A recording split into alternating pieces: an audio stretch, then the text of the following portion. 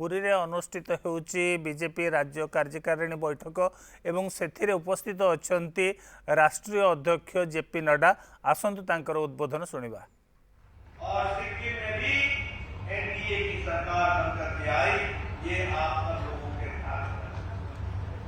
मैं यहाँ ये भी कहना चाहता हूँ कि ये अकेली भारतीय जनता पार्टी है और आप सबको पता होना चाहिए कि अकेली भारतीय जनता पार्टी है जो सारे देश की पार्टी है, पैन इंडिया पार्टी। हम उत्तर भारत में हैं, हम दक्षिण भारत में हैं, हम पश्चिम भारत में हैं, हम पूर्व भारत में हैं, हम पूर्वोत्तर में हैं, हम मध्य भारत में हैं। कहीं कमल है तो सब जगह भारतीय जनता पार्टी है। और इसीलिए हम ये भी कहना चाहते हैं कि 1500 छोटी और बड़ी राजनीतिक दल को देश में मिला ले तो अकेली भारतीय जनता पार्टी है जिसमें आंतरिक प्रजातंत्र है, भाई भतीजावाद नहीं है, अपना पराया नहीं है, बल्कि सबका साथ, सबका विकास, सबका विश्वास, इस मंत्र को चलने लेकर चलने वाली पार्टी है तो भारतीय जनता पार्टी है, ये हमको याद रखना। और मैं इसके साथ साथ यह भी आपको बताना चाहता हूं कि हम अकेले ऐसे हैं, पार्टी है जो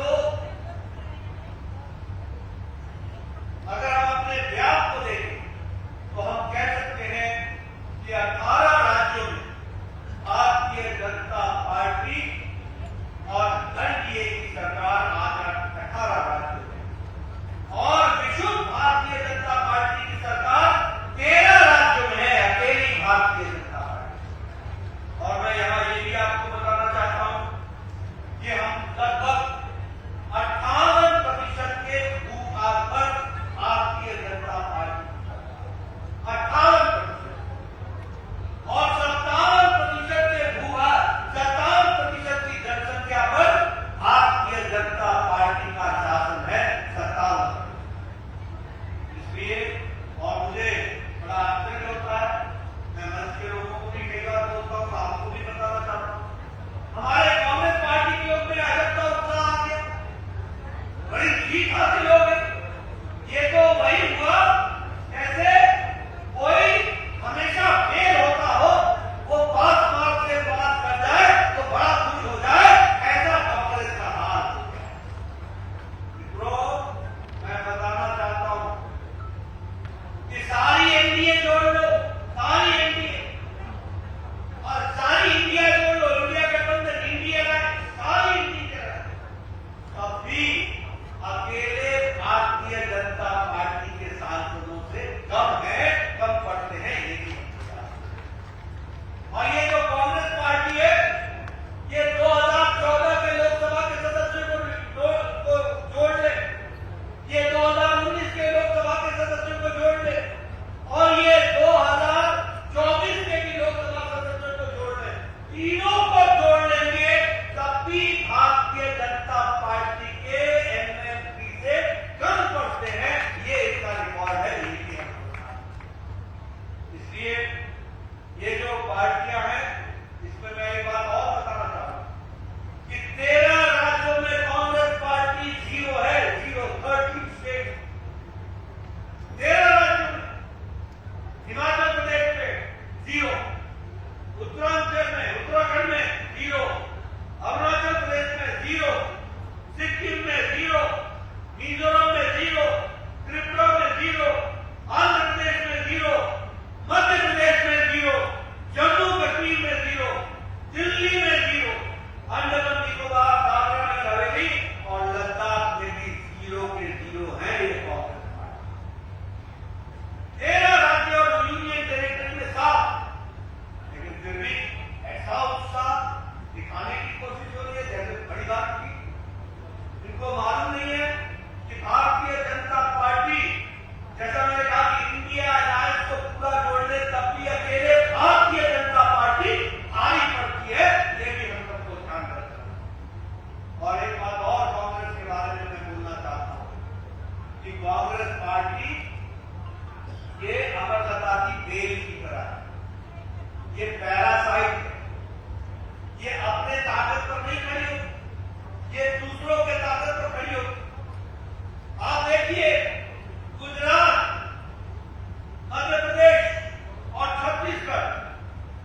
तीनों राज्यों की कुल लोकसभा की सीट है 64।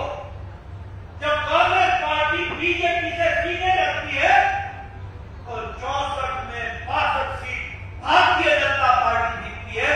कांग्रेस के हाथ 2 सीट लगती है, 2 सीट। इनका स्ट्राइक रेट 25% से भी नीचे है। और ये जीतते कहां है? कहां ये परजीवी की तरह दूसरी पार्टियों के बेल की तरह चढ़ करके अपने सीटों को जीतने का काम। और जहां रीजनल पार्टी का साथ नहीं देती है वहां ये 0 हो जाती है। पश्चिम बंगाल में ममता ने इनको ठेका दिखा दिया तो पश्चिम बंगाल में इनका कांग्रेस पार्टी का ग्रुप का जो नेता था वह भी हार गया। यह परिस्थिति याद रखिए। इसलिए और ये जिसके साथ जुड़ती है ना कांग्रेस पार्टी, जिसके साथ ये उसको कमजोर कर देती है। क्योंकि तेल का ये स्वभाव है कि वो ताकत पेट से लेती है, तले से लेती है। और ये दूसरी पार्टियों के ऊपर सहारे लेकर के सहयोगी वोटों पर, सहयोगी पार्टियों के वोट पर जिंदा रहती है और उसी का वोट खा जाती है। इस तरीके से इनकी स्थिति आकर के खड़ी। और इसलिए मित्रों, आप सब भी ध्यान में रखिए, ये बैसाखियों पर चलने वाली पार्टी है, ये बैसाखी पर पार्टी है। और सरकार में जब गलती आती है तो बाय डिफॉल्ट आती है। इसको भी हमको ध्यान रखना। इसलिए मित्रों, यह हमारी जिम्मेवारी है और आप सब लोगों की विशेष जिम्मेवारी है जो आज आपको उड़ीसा की जनता ने उनकी तस्वीर और तकदीर बदलने के लिए पूरी ताकत से आपको शक्ति दी है।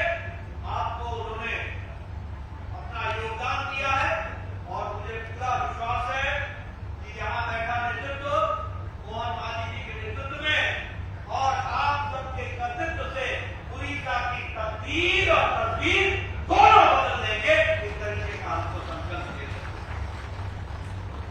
मैं यहाँ आपको यह भी बताना चाहता हूँ, आजकल ये बड़े संविधान के रक्षक बन गए, बहुत संविधान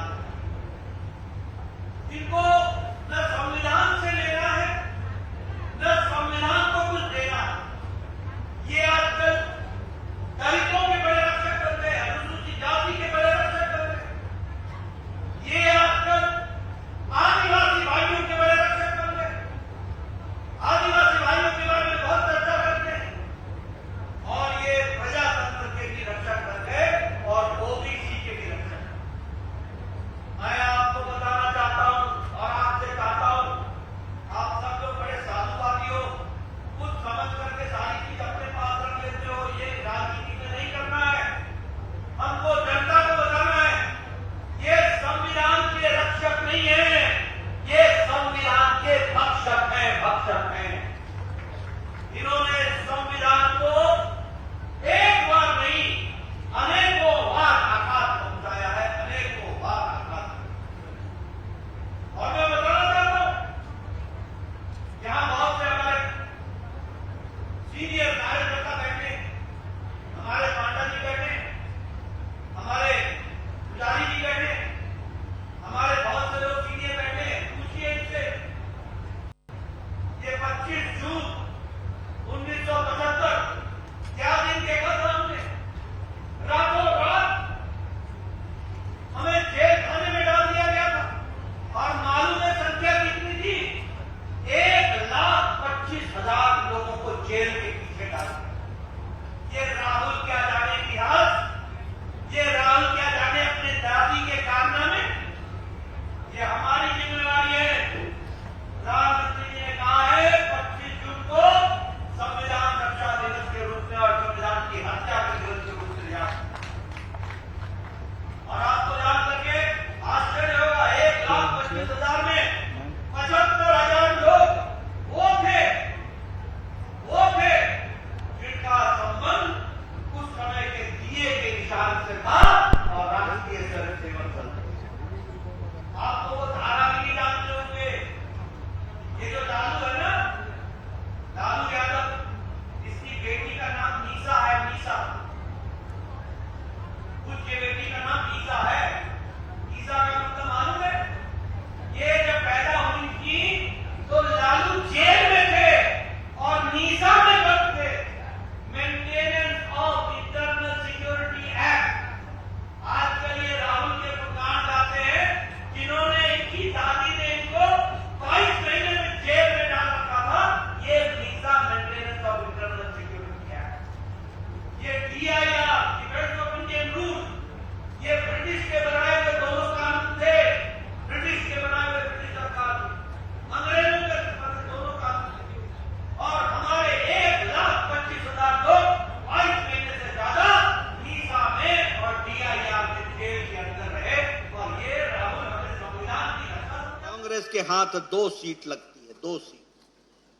इनका स्ट्राइक रेट 25% से भी नीचे है। और ये जीतते कहां हैं? जहां ये परजीवी की तरह दूसरी पार्टियों के बेल की तरह चढ़ करके अपने सीटों को जीतने का काम कर, और जहां रीजनल पार्टी इनका साथ नहीं देती है वहां ये 0 हो जाते हैं।